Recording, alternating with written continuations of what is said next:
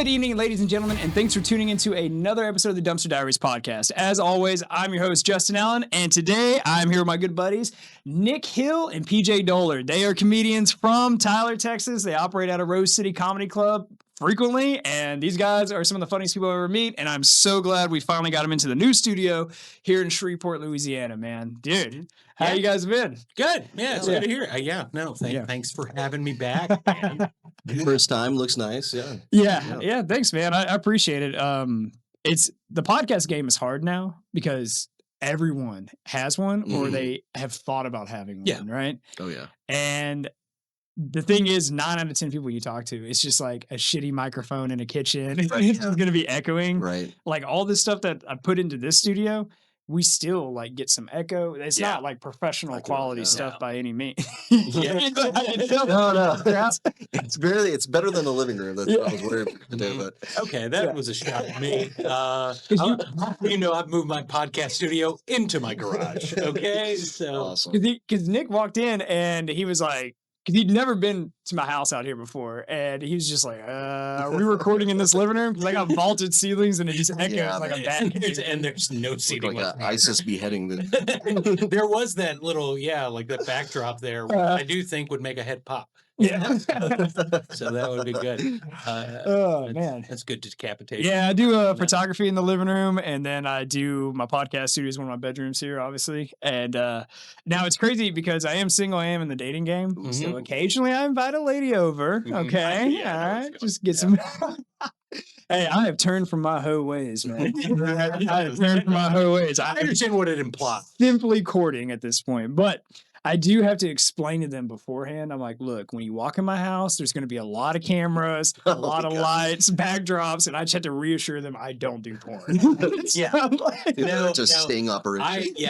I finished setting up my podcast studio in my garage.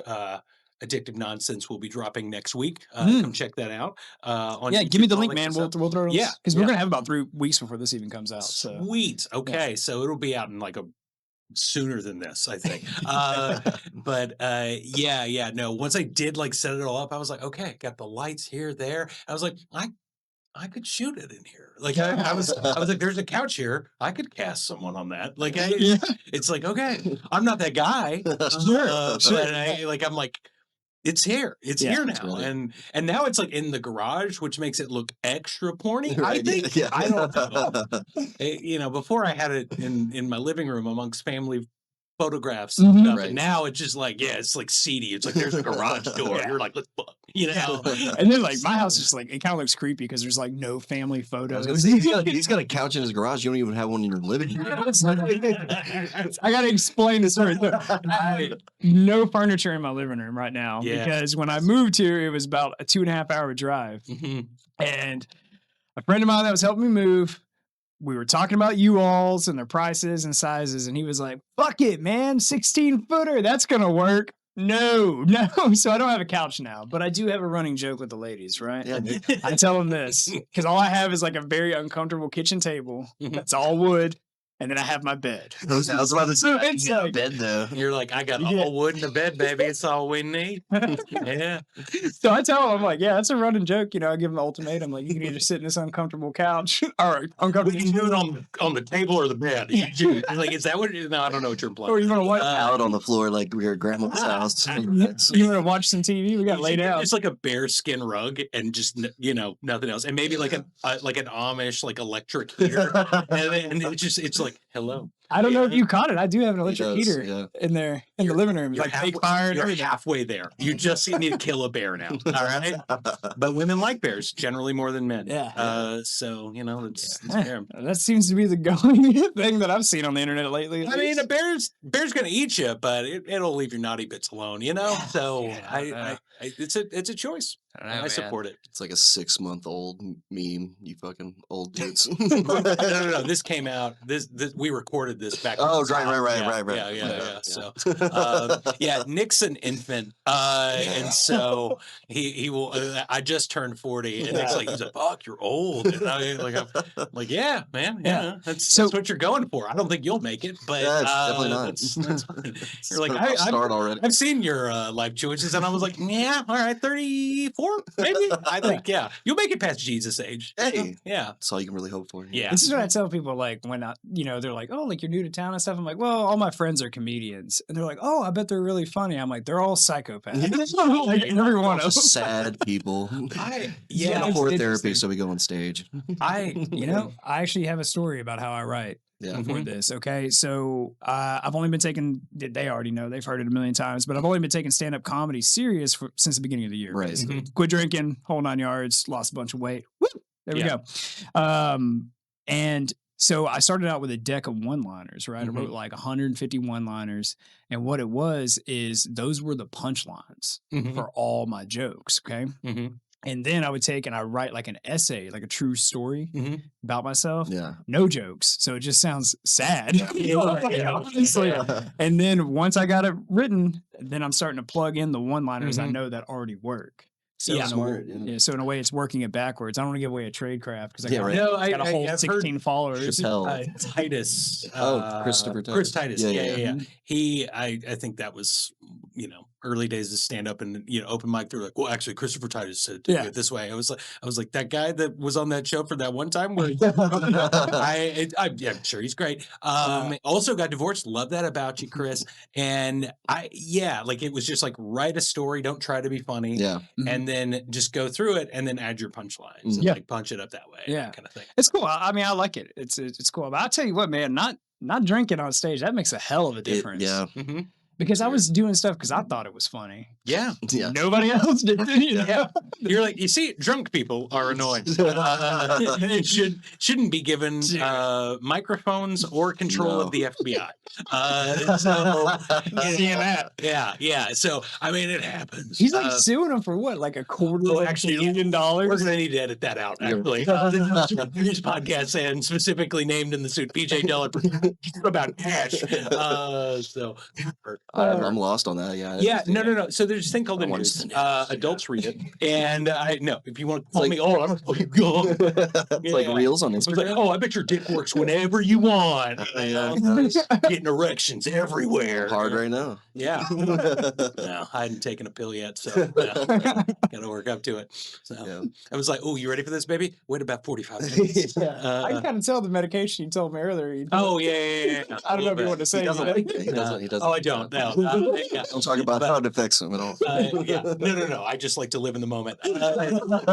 So, no, yes, a little bit of Adderall, prescribed, mind you. So that is not a given in a comedy club. My God, they're like, "Oh, you need some Adderall?" It's like, not like that, not like that. I was like, "You guys go to the doctor." "Oh, you don't have health insurance." Okay, yes, this is why we have a problem with drugs in this area.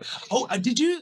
Okay, vape shops. Love them. Yeah. They're a delight. They're worked by absolute weirdos, and it's super fun. I was driving past one in Tyler the other day, and it like just had like it was like various things. They were like, "We'll help with anxiety, depression," and then they were like, "We have anti-inflammatory stuff," and then they said antipsychotic. I was like, "No, bold claim." Right? They're like, "You get this kratom, you're gonna be That is a lawsuit waiting. That's crazy. I mean, but anybody can buy a vinyl sticker and stick it in a window. With those nice green lights, you're like, "Ooh, the warmth." I mean, Texas has been under fire like for that stuff here lately. Yeah. I mean, because we interviewed, he owns Puff and Stuff in Knack, Grant. We interviewed him on the show as like a small business owner, and even then, and that was probably like a year ago. Even then, they were having trouble. But I've been seeing all this stuff on the news about how they were banning all these products and stuff. Yeah. Which, I don't know. I'm kind of like 50-50 on, because a part of me is kind of like, you know what? Let adults do whatever they want to do. But then a part of me is kind of like, okay, if you're going to ban all this synthetic stuff and all this weird shit, right? Like, why don't you just legalize weed? Right. Exactly. Yeah. It's just like you're like, what are we doing? Come on. Like what just passed, like as far as like the lower the classification, I think that they're going to be able to do more studies into medical grade stuff, and they won't have to do as many loopholes and making like all these deltas and A's and stuff like that. So it's that's what we need to move towards in general for that stuff. Yeah. Well, like that. That's got to call Joe Rogan to the White House. Apparently, you just gotta text him and be like, "Hey, man, weed's good." That shit was wild, man. Like, dude, you're right. It's amazing. You're like, I'm very concerned about this war. Oh, Rogan text. Dude, I woke up, I saw that on my Instagram, and I thought it was AI. I was like, there's no way.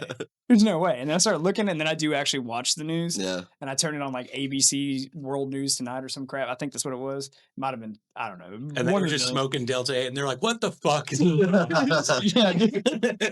I was like, good God almighty, man. So I don't know. Hey, whatever, shit's getting done. I like the idea that they can actually study it like under the legitimate. Yeah, so we can actually see if it does any of the things that people proclaim it does. They're like, oh, it really helps with all these things. It was like, does it? Yeah.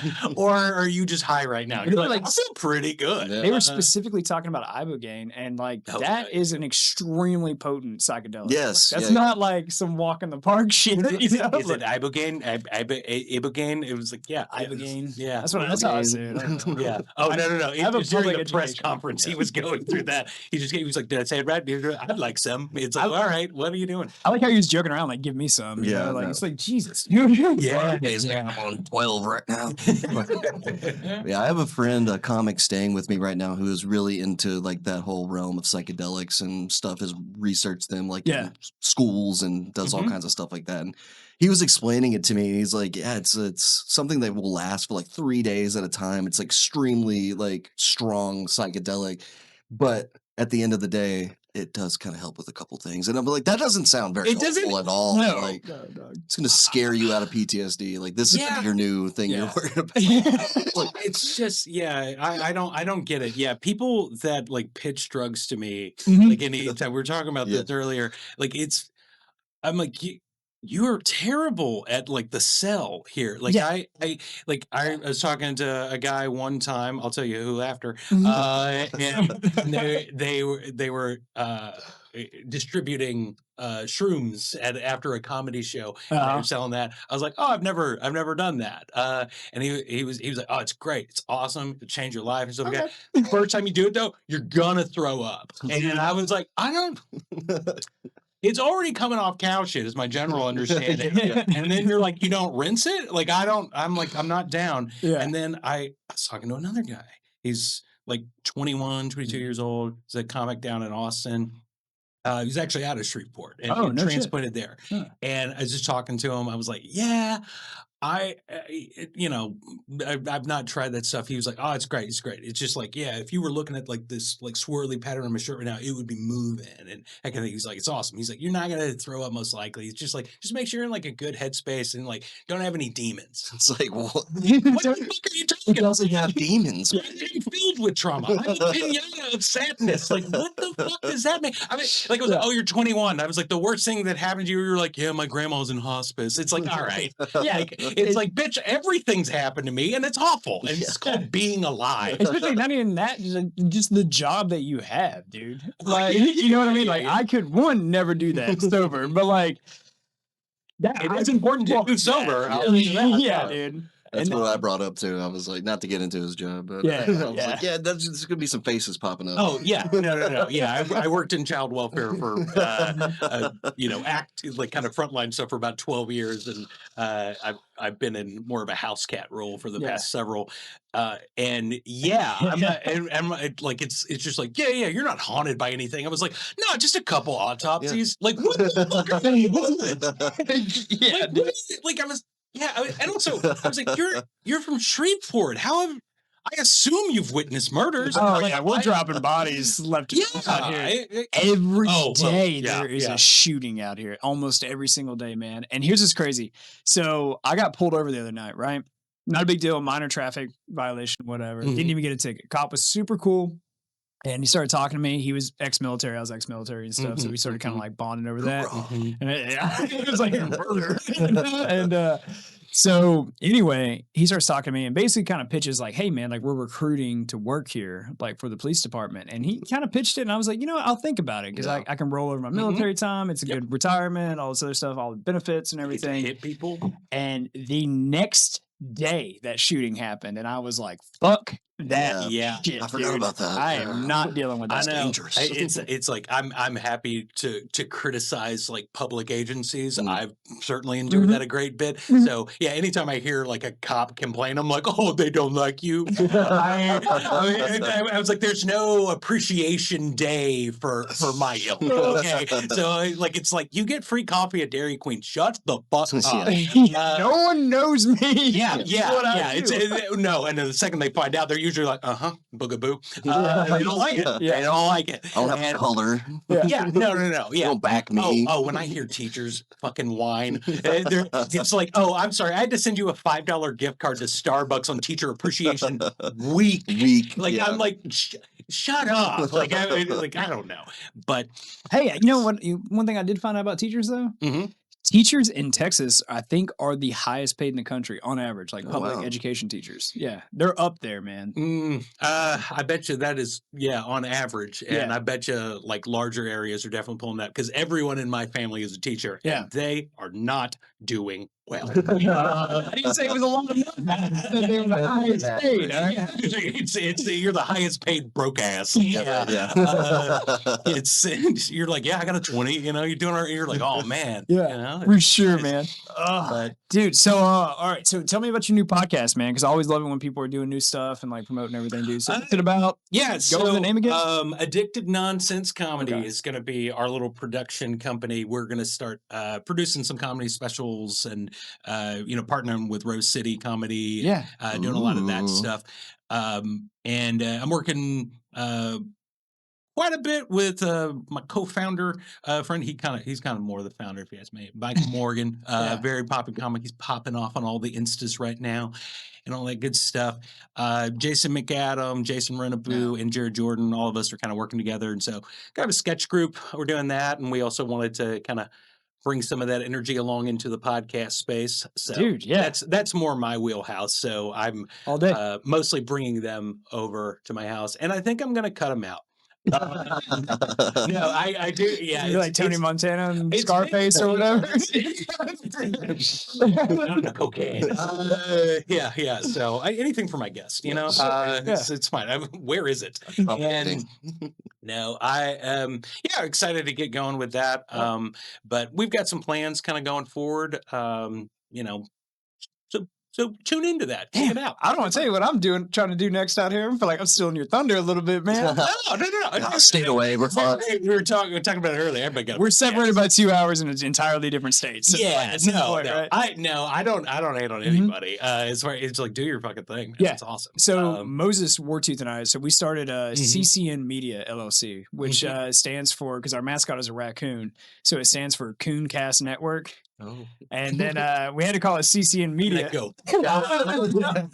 Tune in tomorrow. What are you trying to say, BJ? What are you trying to say? Why is it the name there? Why is it funny? Why is it funny, PJ? It's because you're wrong. You're wrong. All right, and I'm ashamed of you. Trying to say something? Let's get this out. I'll tell you a joke that I said. Here, I'll write this down. So I remember. I'll tell you a joke that I said the other night, Wednesday night.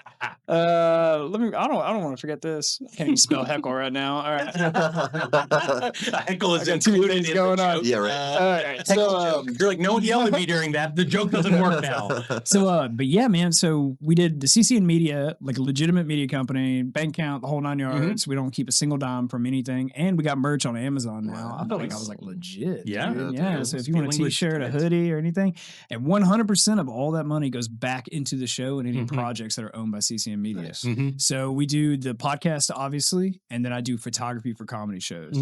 And to just promote it, just do it for the love of the game, man. I love to see everyone grow and get good at it. Yeah. And really get promoted, especially in this area, because there's so much potential and so much opportunity, but it's just there's there's so weird much, wall that we so can't break through. Comics out here, there's so many people like actively engaged in the scene here. And so the next phase that I was going to start on, I'm actually writing the scripts now. I'm supposed to have them done the end of the month.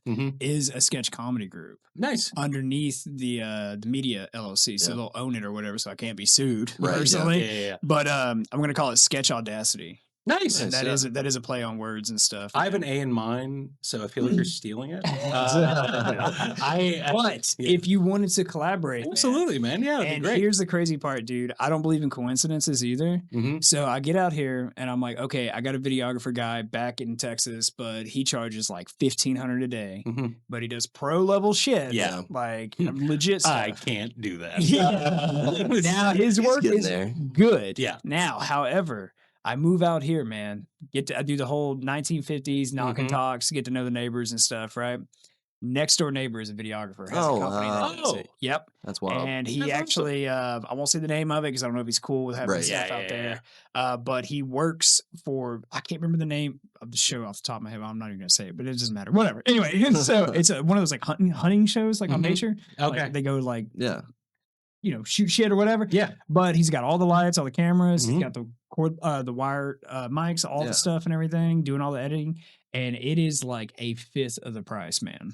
Oh, wow. That's awesome. Yeah. And so I'm going to get it all. So I have a film crew with his guys, and I got about 12 comedians out here that are wanting to do it. And that was the only rule I made, was to be a member of the cast, you have to be a comedian.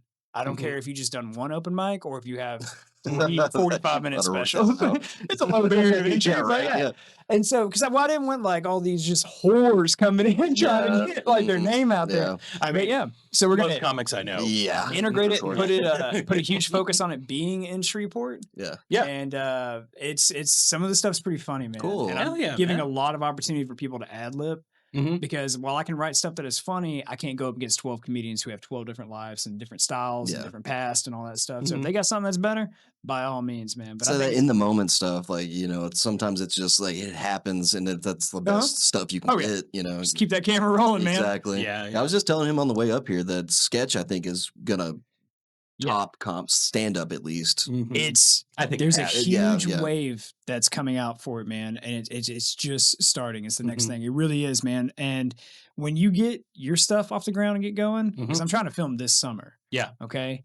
I'll get my guys and stuff. We can cross collaborate if you want. Like, absolutely. Like cameos. You guys can come out or whatever. Get in on one and be like, hey, check this shit out.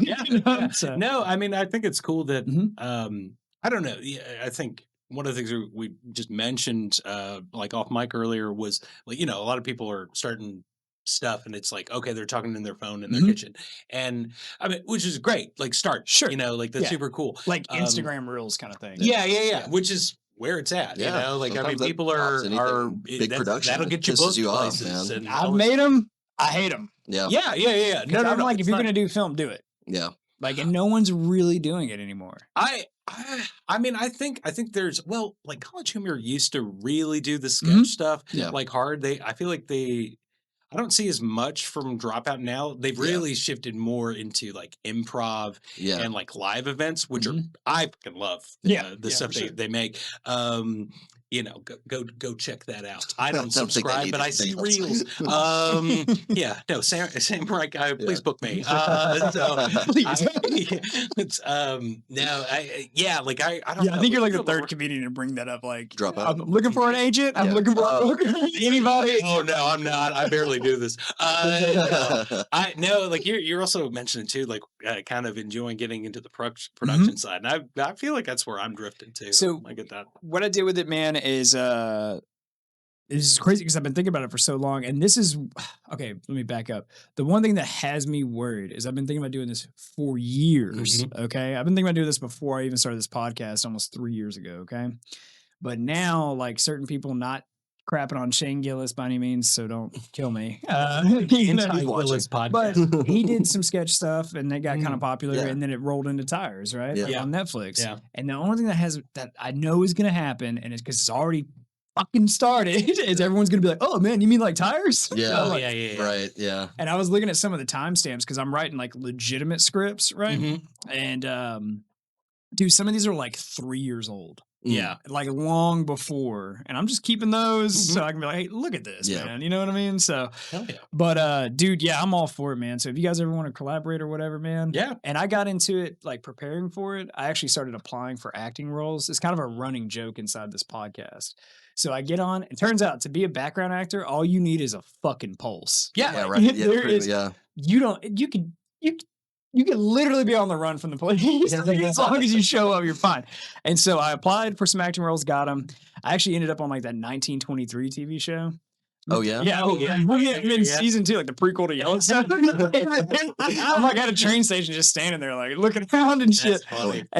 But they're like, no speaking. Yeah. All right, it's like we got to give you sound. But I did it to get experience on a professional set. Yeah, I'd never been on one. Yeah, and so I talked to as many of the production crew as like possible while I was out there. Like, I mean, dude. Louisiana's a good place to do it because it's where they shoot most stuff. Yeah, they call Shreveport Hollywood of the South. Man. And then not to mention, bro, we got 50 Cent down here. Yeah. Curtis Jackson, he's got a whole film studio. I'm trying to get in with him, man. Shia LaBeouf's turning up around. That's he had a brief stay in New Orleans. I think he just bought a house down here, right? If I'm not mistaken. Probably. I don't keep up with Shia like I used to, Ever since Even Stevens, I kind of checked out. That was the beginning. Yeah. I was good after that. Holes, man, come on. But we'll do. I don't want to jump the gun too much, but so I'm gonna do a few episodes, probably 5 to 10 minutes each, because I want them to be longer. And the way I'm writing it is gonna be where each episode, like basically at the minute to 2 minute mark, could be its own. That's what I was just gonna say. Yeah. So out of one filming for one episode, you get like 5 clips that are like whole in themselves or whatever. That's the way to do it. And I think that's really good. But if it goes well and it's received well, like and subscribe, then the next phase, and I haven't decided between the two because they both have their pros and cons, is either an indie film or it's going to be a self-produced TV series. Now, I use these terms lightly because they're going to a fucking YouTube channel. Yeah. Well, but there's a creator that I follow. Loads of stuff. I mean, like that's where a lot of things start now. I mean, like quite a bit. I mean, there's what is it? Just cartoons or whatever that originally like people were making and putting on YouTube, like Hell of a Boss, and another, and like those things are on Amazon Prime now, and they're great shows, and like they kind of just reanimated them a bit, but honestly, for the most part, it really was what they made before, and they cleaned it up a bit, because they had more money. And that's awesome. Because it starts there. If it turns out well enough, what I was going to do is whether it be the film or it be a TV series, I go back and forth on which one to do, assuming the sketch comedy goes well. I was just going to pitch it to every streaming service, like via email. And I was literally just going to be like, you can have it for free. Yeah. That's how you do it. Yeah. And then if it is well received enough, like I literally tell them, like, if you want to refilm all this, you can. If you want to make it better. And then just tell them, be like, if it does well enough, like it's contingent, basically do a season 2 and then you pay and have the original actors and actresses that are in it and stuff. And when I say pay, I'm talking minimum fucking wage. $7.25 an hour and there's no overtime or benefits, It's like you'd be better off at a Buc-ee's. But I just like creating stuff, man. Yeah. No, absolutely. Everything you're saying, Michael Morgan, who I've been working with a lot. He was up here like a month ago. Yeah, no, I mean, like all the acting stuff. Like he's trying to put me on. Like he's like, no man, you got to download this app. It's called Backstage, and you can get stuff. and like he was like, you got to subscribe. I don't know why I'm making him Kevin Holly. I know what you're saying because I know exactly how he talks. Yeah. He's just that. He leads with positivity and energy, okay? And I love him. Hey, he produces a lot of content, and he has quite a bit of followers comparative to like. Oh yeah, no, he just had a clip hit 3 mil, so yeah, he's doing all right. 2 days ago he posted it. Really? Yeah, I just happened to check his social media. I was like, oh my god, when did he post this? Yeah, it a was day ago. Michael Morgan, man. Like, dude, he was such a cool dude too, man. Like, because I messaged him on his Instagram, even with like how big it is, like relatively speaking, for like our area, and just got back to me like that. Oh no, he gave me advice on. He's some dumb hick for me. He really is. He's the best. Michael's the best to work with. That not 1 ounce of pretentiousness. No, not at all. Shame. Well, get a couple 100 million more views, and then he might. I think he'll fare well with that. To be honest, I think he's running the meetings of fame. No, he is very, like, I don't know, that guy can network like nobody ever met, because he's just like, well, I would assume that person wants to talk. Dude, in the first 2 minutes of meeting him for the first time ever, because I only met him one time, I had all his contact. I was like, this guy, how he is all the time. And honestly, when we first started coming around, I was like, all right, like, I don't trust people. You never know when in the stand-up game, man, especially if you're starting dealing with open mics.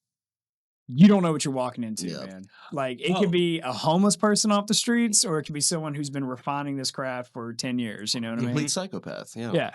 Yeah, no, and you're usually right when you assume that one, the homeless thing. Yeah, you had a couple of those. Oh no, yeah, we had an unhoused person come into one of our open mics one time at the old Rose City location, which was downtown, and she just came in with she's wearing jeans and a hospital gown that was tucked into the jeans. Fuck yeah. And she came in while open mic was going on, and then she just started biting people. And she bit multiple comics. She was having a good time. She was having. And we're like, Rose City Comedy Club, Tyler, Texas. Check it out. We moved to a much nicer location. Okay, and I missed the old one. Yeah, I was like, yeah, no, we're in like the rich part of town now. I was like, nobody's biting nobody. I was like, it's lame. I mean, they probably are in like the 2-story houses behind us. Yeah, right. They're doing weird stuff in there. You know, they get doctors to come over to give them illegal drugs. You know, how's you guys? Because you guys do open mic over there at Rose City on Mondays, right? Yeah. How's your turnout going for that?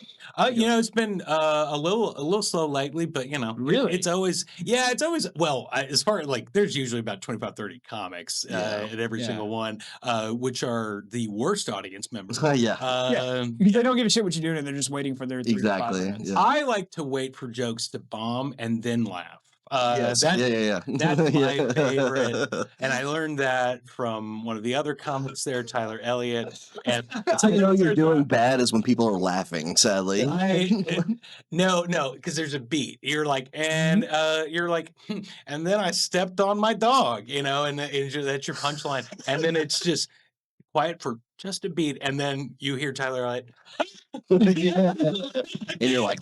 And I'm right there. I love that. I love that. You're like, I love to see my friends struggling. Yeah. It's so fun. Well, I've seen photos because I haven't been out to the new place yet, man. But I've seen photos of it. And it looks pretty legit. The shows do well. The shows do really well. The open mics have just been, waves. I mean, like sometimes there's 50 people in there, and it's awesome. You're like, and I feel like 50 is a good number for a crowd. Based on the little experience I have with it, I love 50. Especially for that room. It's like it's a good sized room, but and it's more intimate. I'll say this. I've done kind of for a little bit, and this is not a brag, but it's like the best open mic I think you can do. Really? Like it's usually it feels much more like a show. Yeah. Because like we really like a lot of the like stage, and which I think is great for like people starting it, because it was like, I don't know, and I also think brings the crowd in, because I was like, you go to a lot of mics, they're like, all right, on deck is Jack, and then welcome to the stage, Karen. Fucking talk now, Karen. Like it's just it's like you're almost communicating to the crowd. They're like, this sucks. Yeah. All right, they're bad at this, and we don't want you to have too much fun. Yeah. It's like all right, weird approach. Yeah. I run a mic over there too, like in Tyler. Yeah, I was copying you. No, I'm a good host. Okay, I try to bring good energy into it. You know what I mean? But you're doing it out of what's it called? I think I saw it the other day. It's a bar and grill, right? The Sky Bar. There you go, man. You made him hot. I wanted him to get there on his own. Dude, you know how much shit I see all the fact that I was able to pull that out. I was like, right. Ceiling bar? There you go. No, but it's been fun, but it definitely, like PJ was saying, it's more of like you feel like you're doing a show. Yeah. As opposed to just doing it to people that are kind of being held hostage at a restaurant. You know what I mean? Yeah. It's like they happened upon. They didn't see any promotional material, but I was talking to somebody the other day about doing it at a more original open mic setting like that, as opposed to a club where people are paying to get in to do it. Yeah. It's like, I feel like sometimes the people that pay to get into the clubs to see an open mic, they're expecting a little more as opposed to something that's free. Yeah. They're like more open to be like, oh, okay, I see what's going on here, as opposed to paying. And then they're like, well, this better be good. You know what I mean? For sure. Yeah. That's my thing. $5, man. Because like all the media stuff that I economy. All the media shit that I do to support like stand-up comedy. If someone wants to pay me gas money, cool. Yeah. I appreciate it. Yeah. But I never ask for a penny. Okay. But with that, I just lost my damn train of thought, man. So, I didn't need it. Yeah. We're getting off of this. Oh, yeah. So there we go. When it comes to like book shows, like I'm just like, okay, I don't have any like hard feelings. Like So the only thing I really ever ask for is like, give me stage time when you can. Yeah. But if someone's got, okay, I got 50 tickets sold, every single person paid $15, $20 to get here. I'm not going to be all butthurt about not being able to work out 5 minutes of new material, which is probably going to eat a bag of shit. You know what I mean? Like, so I'm like, all right, well, fuck it, you know, but I'll save that for like an open mic that I can do or whatever. Yeah. So you're doing your open mics at Mondays at Rose City? Yeah, Mondays Rose City. And then are you doing Thursdays at Skybar. Fuck yeah. And I like the fact that you guys don't compete with each other, like as far as the days and stuff. Yeah. That's some of the stuff I've seen out here. Like, I don't, like, you'll see a Friday and then they'll be like, okay, here's 3 open mics. But then, like, Rose City's a place you don't really want to be like, hey, I'm trying to go against you because it's a club, you know? Yeah, you're not going to win. Yeah, exactly. No, and like, I mean, it's someone's taco hut. Like, you know, exactly. it's not a bridge you want to burn. That's all really the only professional stage you can really get up on in the local area without driving hours, you know what I mean? For sure. No, and it's one of the nicer clubs I think you can just go to in general. But yeah. Well, I was hitting you up a few weeks ago about coming out there.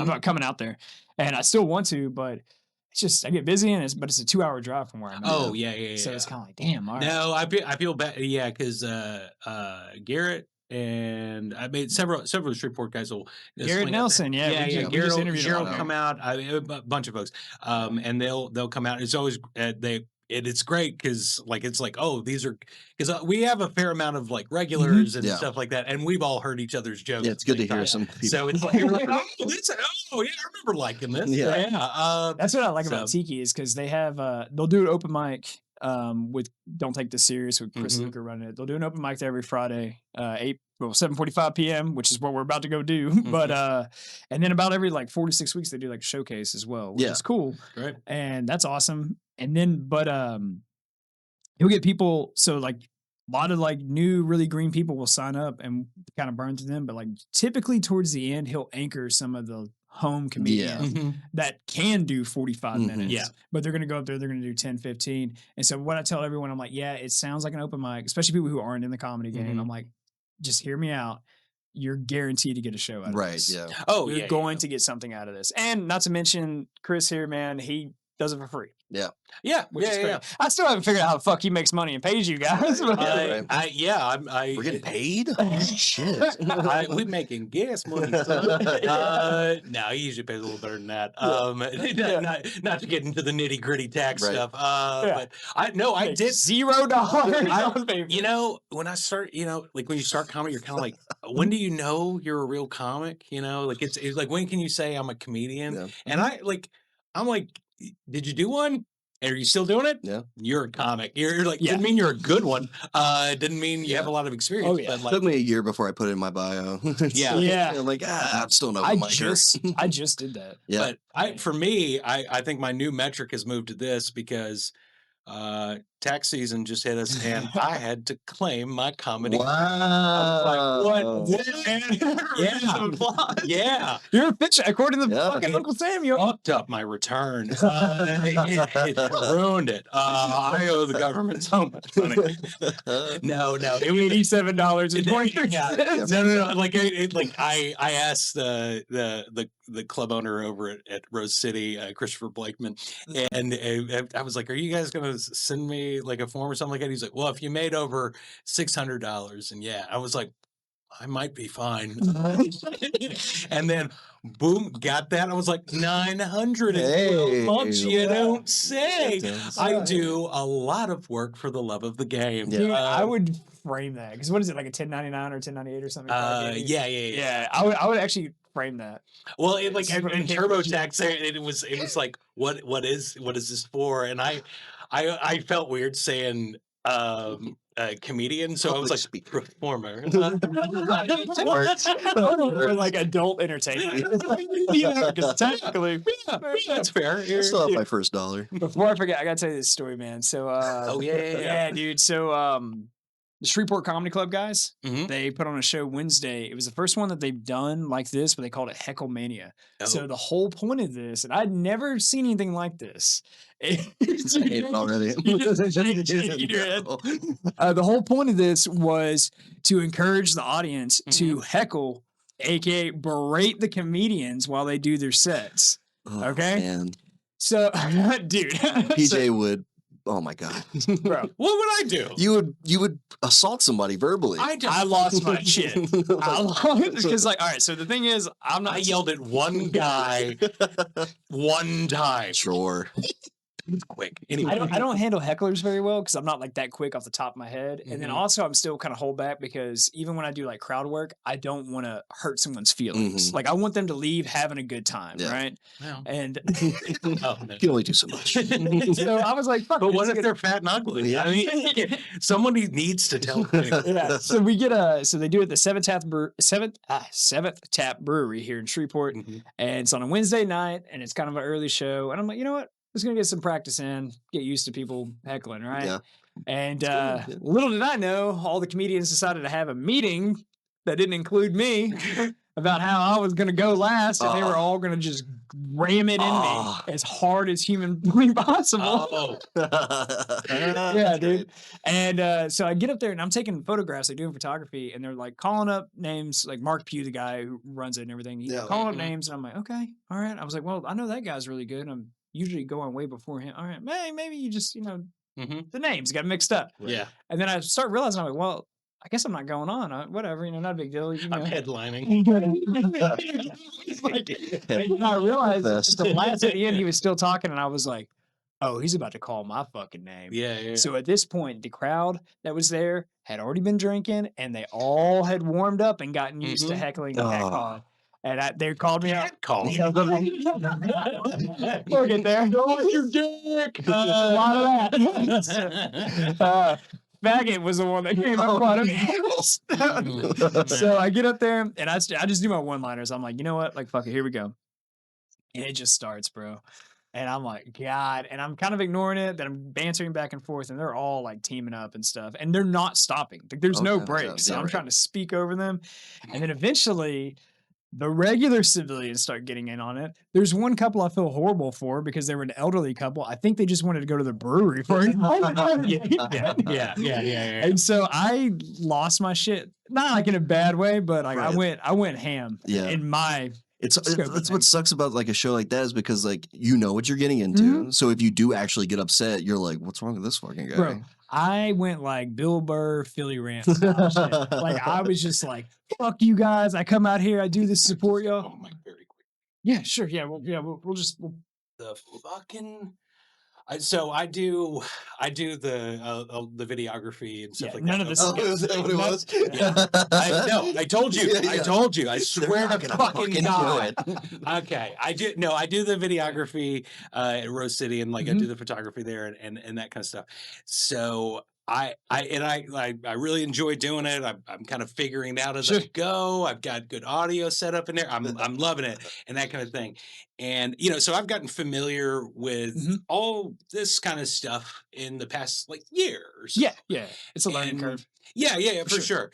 Also, pressing the record button on a camera it's impossible. was not at any point a challenge to figure out.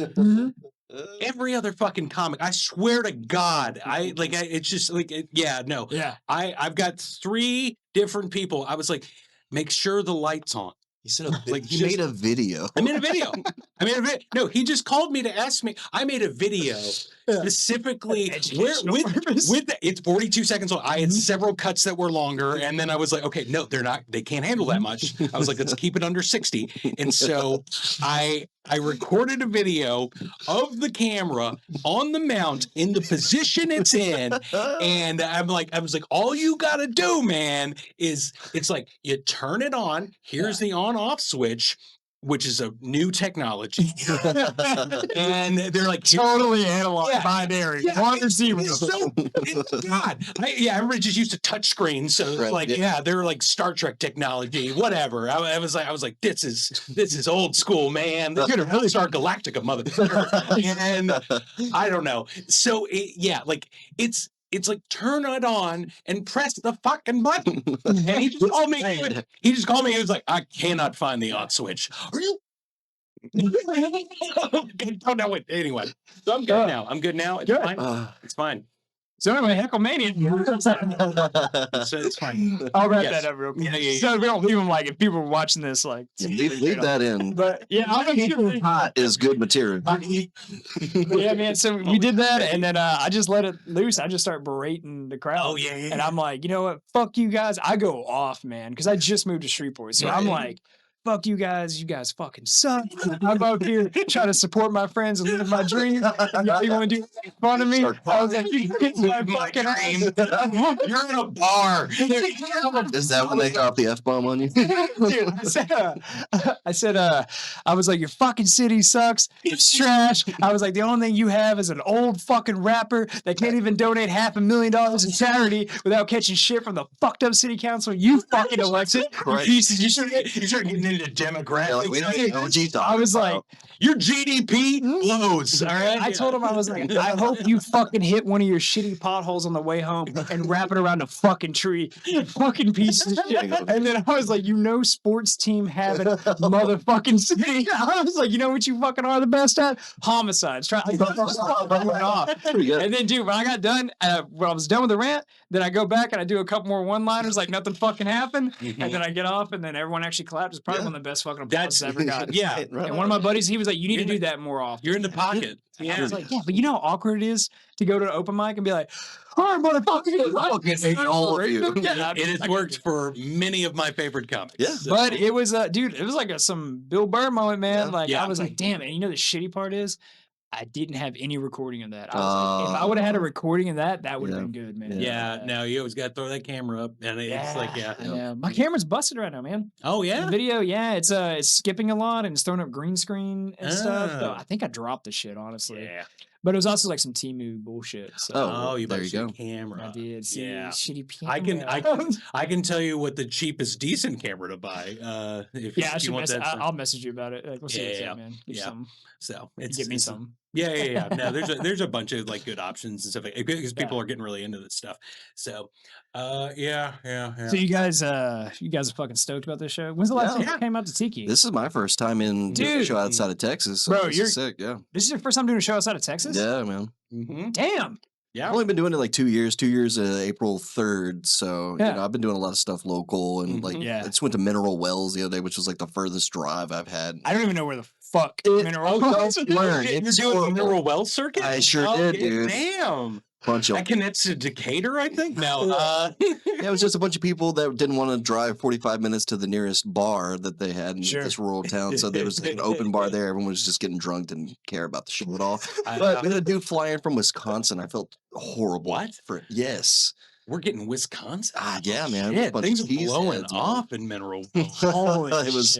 They must be horrible. Bankrolling Wisconsin. How many people showed up to it, man? There were a decent amount of people. But it's the only game in town. Exactly. It was like probably 45, 50 people that didn't want to see a show. Those are the great. That's one thing I do love about like pop-up shows, especially when they're like in restaurants are the best ones. Yeah. Because like there's some people there that had no idea that that's shit. how my open mic is. I mean, like, they didn't paper the room. Like those people just came for an evening out. Yeah. And you're like, so I'm going through a divorce, and like they're like, yeah, we are too. We're in a Chili's. No one's married in here.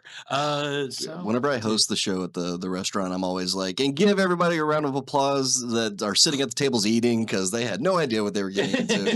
They did not consent. They like that. It's the one time that they smile and clap. Yeah, for sure. Sometimes I feel bad. When it's old people, I feel bad. Oh my God, that's a lot we get. And I'm like, dude, I was warned. Have you talked to them?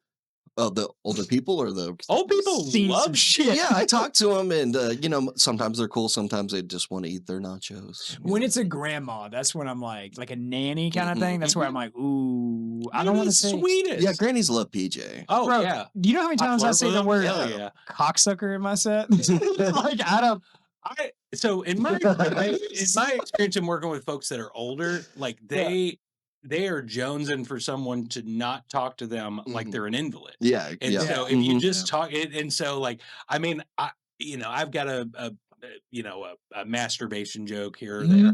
And like occasionally if there's an older lady in the audience a lot of times. Like I just lock eyes with her during that stuff, and I was like, "I'm sorry, you look like my mom," and but then I still do it. And then every single one of those ladies comes up to me after the show, tells me they're like, "Oh, we love that, honey. That was so much fun." And then we fuck, and just like my mom. Never put out. I talked to Nick about this when we did a show at Mount Enterprise. Yeah. Yellow Rose, man. Freaking, because we had that little after party. Yes. It was actually a good show. Nobody bombed. Yeah, no, it was great show. Man. Yeah. And that's Mike Eaton was hilarious. Oh, dude. Probably one of the funniest guys I've seen. Like, honestly, man. That dude's like, you've been following his stuff on social media? Yeah, he's popping up. Dude. Yeah. I think he just got the New York, the underground. Was it Roast Battle League? I know. Was that what you're talking about? No, it's the club, the big club in New York, the Cellar. Yeah. I think he just got passed at the Cellar, if I'm not mistaken. No shit. Grain of salt, but. Bro. Yeah, dude's super funny, man. But the Comedy Cellar? Yeah. Okay. Yeah, I think sure it wasn't just like a regular. The Cellar. Because I'm kind of desensitized to comedy now. Like, you guys know what I'm talking because you see so much of it. You see good, bad, ugly. But like, he legitimately had me like crying, laughing at one point. I was like, holy shit! Yeah, no, that is like because now when I go to like. It has changed the way I enjoy stand-up just in doing it. Like even at like this kind of like very novice level in the early days or any of that stuff. And it's like, oh, I missed the joy. Yeah. Because now it's just like, okay, because they're like, oh, you want to laugh like every like 8 seconds or something like that. You're like, nah, I was watching Segura's special. I was counting, and he did a good 20 seconds, no laugh. But then he did pump, pump, pump, and so analyzing everything. I was like, how do I do that? And so it does change the way you take it. My favorite thing too is like getting advice from comedians. I take it with a grain of salt. Definitely, because everyone's different. At first, I'd listen to everybody. Yeah. And then I started realizing everybody was telling me something different. And then I was like, oh, and then it just hit on me. I was like, oh, if you guys had it figured out, then we wouldn't be performing at the same show right now, like. I think all anybody can tell you is what they would do. And like that can be helpful. Sure. But I think where comics run into trouble like giving feedback is that they think the way they do it is correct. Yeah. Yes. And it's like, no, we're all fucking idiots. Like it's like, and I don't know. There's a lot of different roads to good. Yeah, I don't think there's any one set way to do it, because like one thing that I was getting some flack for from some people was like how I dress, because I typically dress like nice. Yeah, you had like a suit on. Yeah. I'll do something to keep it casual. It's like funny butler. Yeah. I like it because my set gets so offensive. Yeah. That it's that juxtaposition, that duality of like, this guy looks like he's going to sell me Bibles, but then he's saying jokes about anything you can imagine, right? And but I always do something to keep it casual to some degree. So like now I've gotten in the habit of not having a tie on. Right. So like little things like that, or that's like when you saw me calling you. When you saw me, to that one I showed up in a hoodie and a t-shirt. I was like, oh, he's showing neck. But yeah, the night you saw me, like I was basically wearing a suit, but it was actually black jeans. Oh, right. So it's just kind of like if you pay attention and look at these like little things, like I do try to keep it a little lower threat. But yeah, I just like to shock people or whatever. But to go back what we were talking about earlier, because you were talking about banging the grannies and stuff. Oh, yeah, no. Nick, when we had that show at Yellow Rose a few months back, you and I were talking, and then I mentioned something about like meeting girls at comedy shows, and you were like, dude, you'd be surprised. And I was like, holy shit. I'm in a loving relationship. It came out horrible. Started at an open mic. Let me actually explain. No, it was, Well, because I was telling you, I was like, dude, like, there's something about, like, if you have a good set, you're on stage or whatever. It's like they come and talk to you. Yeah, which was a change for me, for sure. Never happened to me, And so I was like, what the fuck? And you were like, yeah, man, that will. It's confidence. Happen a lot. They like confidence. Yeah. You don't even have to be funny. Like, I mean, I was getting, So, ladies and gentlemen, there's a lot of pussy in the comedy game. It's not necessarily desirables, you know what I mean? But I'm pretty open to a lot, but also, like I'm in a committed relationship and all that fun stuff. But no, like I definitely, I was like, no one's ever hit on me. What about the lady at that one festival you took? There's one time. This was in Gladewater, big comedy town, great antiquing. No, it was at this like little theater out there called Jackson's Theater in the Possessive, and no, it's a cool place. Elvis performed there back in the day, all this kind of stuff. Anyway, so it's a little old school theater, very cool. Go check it out if you're in Gladewater. But go for the antiquing, stay for the comedy. Antiquing is when you get a facial from an old guy. But in Texas, So we did a sold out show to very few people. There was not incredibly well attended, but we're building a crowd for sure. But I had a good set. It's fun. Yeah, and it's always good. And then like they've got a cool bar in the front, and this lady like beckoned me over, and she was foreign in some way, but she's like a white lady, so she's like one of the white foreigners, and she's like, you were my favorite one. she's just like, you were the best one, do not tell your friends. Sounds like she's about to do a palm reading or something when she's there, and I was like, oh, well, that's very sweet of you, and she's real nice. And then the bartender cut her off while I was there too, so that was cool. And she was like, I'd like another espresso martini. No. And then the bartender, also the owner, is Jackson. He's from New York, and so he was like, how about some water? And so like, and then she got defensive, and she was like, I've been drinking vodka since I was 9 years old. And I'm like, okay, like I don't think that's making the point you think it is. Talking about the fall of the Soviet Union. She's like, I have been drunk most of my life, and so Dracula calm the floor down. No, I can't. She was actually Greek. I was like, oh, that's cool. Like, I was like, I like Greek mythology. Yeah, and so anyway, but she's being nice, and like I'm not picking up on anything. And so she just is like, she's like, you did so good, and it's like petting me here and there. I was like, she's friendly. And them older ladies are a little subtle about it, huh? Well, she was older. I'm 40. And like I was like, she had me by a little bit, but you're a soft 40. So the PJ, so like innocent and sweet. Like me and you, any other comic would have been like, I'm about to fuck this old lady. Dude,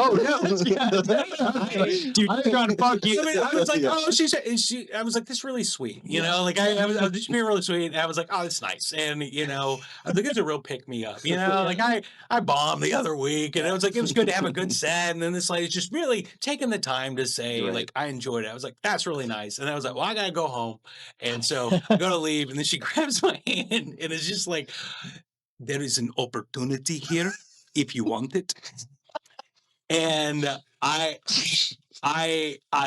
ran away because I've never been tested before. Like I've never I've always been a very faithful partner, but I don't know if that's because I have such integrity or such a face. Like I don't know. Lack of opportunity. Like I'm a stand-up guy. You don't have opportunity. It's easy to stay off cocaine when you're stranded on a desert island. Like it's like it's not a it's not an achievement. You're gonna have a problem when you make it back to shore.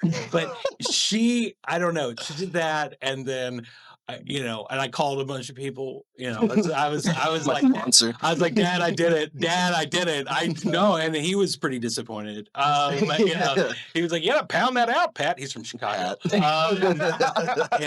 But now I called my girlfriend. I was like, I love you, baby. I'm safe. I'm out of Gladewater. And I'm never coming back to this fucking town. It was close call, but I did it. I'm a man of integrity, and I love you. And will you marry me? And she says no every time I ask. No, the only talk we've ever had about getting married is she's like, I'd want a prenup, right? I was like, yeah, I'm broke as shit. Yeah, I think you were a psycho if you didn't ask for it. Yeah. I was like, I've already drawn one up. I got a legal Zoom and it says I get shit. Dude, I gotta tell you, man, you guys are lucky you're not in the dating game, man. That shit is fucking horrible right now, bro. I'm all in. I don't know that it was ever good. Yeah, true. Maybe we just know about it because of social media now. But dude, I'm off of all the dating apps. Mm-hmm. Don't. I whole bet about it. This didn't sell well. Certainly not on Tinder. That was not my space. I did a little better on Bumble. Yeah, that's where I met my girl. Yeah, dude. But I'll tell you this, man. Like the dates that I've been on coming out here, dude. Every one of them, except for the exception of like one, every one of them met him in person. Just went old school, man. Yeah. And that was one thing I was actually talking to one of my buddies about. This is what's crazy. Since I've been doing stand-up sober and actually taking it serious, the level of confidence in talking to people has dramatically increased. That's why I started doing it, because I was anxiety ridden. I couldn't even do public anything. Like I just would always have panic attacks. And finally, I always wanted to do stand-up, but once I finally just bit the bullet and did it, it's not, you just realize it's not as terrible as you think it's going to be. Just talk to somebody. It's not. And like, I don't even like, I did openly mock you the first time. I have it on recording. Yeah. I was hosting that open mic and you went up with I don't know what I said. I forgot my notes and I said, I forgot everything I was going to say. And you're like, do you have your notes? And I was like, yeah. Get your notes. Notes, everybody. Just ridiculing you. It wasn't that bad. Well, the worst part was after, because first time bad, but it's okay. It's not terrible. I got off stage and I go to PJ. I was like, how was it? He goes, talked about your dick, man. Good job. No encouragement whatsoever. Write that off. That's quite frankly the best note I've given any comic ever. All right, you're like, it's like, don't start there. Yeah. I mean, because you get used to it, because like now if I bomb, like say in front of 30, 50 people or whatever, I don't even lose a second to sleep over it. No. Like literally by the time I'm out of that building, I've already forgot about it. It doesn't faze me. I'm just like, next time. It just makes you want to do. It encouraged me to actually write more and write better and like work on like actual performing. And then like something like women that I used to think were just out of my league. Yeah. Like, what's the worst case scenario that happens? I'm right back where I started. Yeah, right. So then I just be like, whatever. What are you gonna do? Say no? Right. Yeah. Be like, I just said hi. Then there's also a little trick I've learned. Just don't try to fuck them immediately. Okay? Yeah. You gotta like treat them like people. You gotta pretend like you like what they like. Oh, this guy. The fact that you think that's a trick is deeply it is indicative of a larger problem in society. So no, hey man, I'm doing good. All right, I'm on the straight and narrow. I'm going back to church now. That's good. That means you're a good person, church, man. Hey, I'm trying, man. You're gonna have divorce abs before you know it. I mean, it's gonna be great, man. I was looking for like a community, because like when I got out here, because I was like, I don't fucking know anybody. I knew when I came out here, I knew Garrett Nelson. That was it. Good dude. I didn't nobody else. So I got to know all the comedians in the comedy circuit through him and all that stuff. And then Don't Take This Serious. And I was like, all right, cool. And they were nice and they were very welcoming. But these guys got, they're 9-to-5s, they got families, they're busy, right? And so I was like, damn, dude, I don't really know anybody out here. So then I was looking for a community, and I had my own like personal stuff, and I was working on myself, and I was like, you know what, dude? I know Jesus. I'm He's not always with me. Hey, you know what, man? We kind of split up. I don't know. I'm trying not to. I'm glad you guys are doing well. So I went to town and I tried like different churches, right? And so, I went to like a Baptist church, and I was like, all right, cool. And then I went to like just different ones, and some people would be like, cool, whatever. I went to a Pentecostal church. Nobody talked to me there, and then I realized I looked like. That's back when you're still trying to fuck them off the bat. Yeah. You're like, I can speak in tongues. They're good with their tongues. So I show up to the Pentecostal church. I beat you by one son of a bitch. I have nothing against the pennies, but I show up with a button-down shirt, like unbuttoned like a button or two, right? Like a hoe. Sleeves rolled up. Like a slut. I'm not looking for that. I'm sitting here like, just trying to, connect. Yeah. But dude, they look at me like I am the spawn of Satan, and nobody talks to me the entire time. I'm not trying to victim blame, but what were you wearing? Well, yeah, right. Did you see what he was wearing? He was totally asking. Yeah. So anyway, so then I found this non-denominational one that was like super cool, man. I mean, they play like basically rock music half the time before service. Christian rock. I was like, there we go, man. I walked in, man. Dude, everyone was like family. And I was like, cool. So I signed up to volunteer in the community. And I was like, you know what? Like to kind of just start over in a new city and like get some people. And I'm telling you, man, if you want to find shit to do, like especially because I quit drinking, you know, all of a sudden you have all this free time. Dude, just go volunteer. Just go do shit. Like you will meet so many people. Oh, yeah, like, It's and usually people that are, you know, decent human beings because they're taking a beat to do some stuff. Oh, yeah. If it's not like, you know, court obligated. Yeah, but those are great people. I love people with sobriety. You know, what's that thing on your ankle? Oh shit! All right. Oh no! I'm gonna ask. It's just like, what'd you do? No. I love talking to criminals. They're the best. I mean, they'll tell you anything. Oh, my housekeeper, greatest woman on the fucking planet. I mean, I love her so much. Does an amazing job. I just referred her to one of the other comics that is trying to get some rat piss stink out of his school. Oh, okay. And she's the one to do it. I think she's gonna fucking fix his problem. And she rat piss stink out of his school bus. All the rats moved in when he left. Yeah. All right. Like, is he living in a fucking school bus? It's a nice school bus. Right now he's living in my apartment.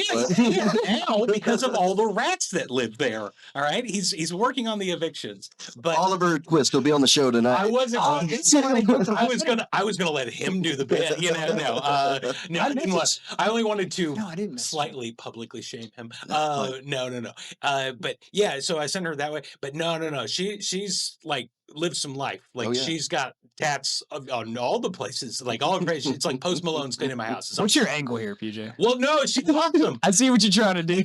We're gonna bid in. No. I just genuinely am like excited to talk about this. It worked in. No, yeah, she's so like I don't know. So she's been to prison, and she has so many stories. And then I told her what I did for a living, and that which is just licensed to some people to be like, oh, I can say whatever, huh? Yeah. Because I've heard a lot, and she just I don't know like what, and she'll say offhand just said like she was like in a women's prison at night there's a lot of slurping. And I'm like, oh, and that is going to be the conclusion. There we go. We got to get out of here, man. We got this show coming up at the Tiki Bar Grill, man. So y'all showcasing. It's all Tyler guys coming out there. So we're excited. I invited a bunch of people. We'll see who shows up. Last minute plugs because we got to run, man. Addictive Nonsense Comedy. YouTube at Dullard P. Is it going to be on YouTube? It's going to be on YouTube. Okay, good. That's about it. Okay. Like I said, I host an open mic in Tyler at the Sky Bar, and we also do one at the Exchange Bar. And you can find us on Instagram at Second Fiddle Comedy. Oh, cool. Right on. Thanks for tuning in to another episode of Dumpster Diaries Podcast. As always, man, Nicholas Hill, PJ Dullard, friends of the show. We'll see more of them in the future. Buy some of our crap on Amazon. Support us. Yeah, I hear they have that. Thanks, guys. See you next time.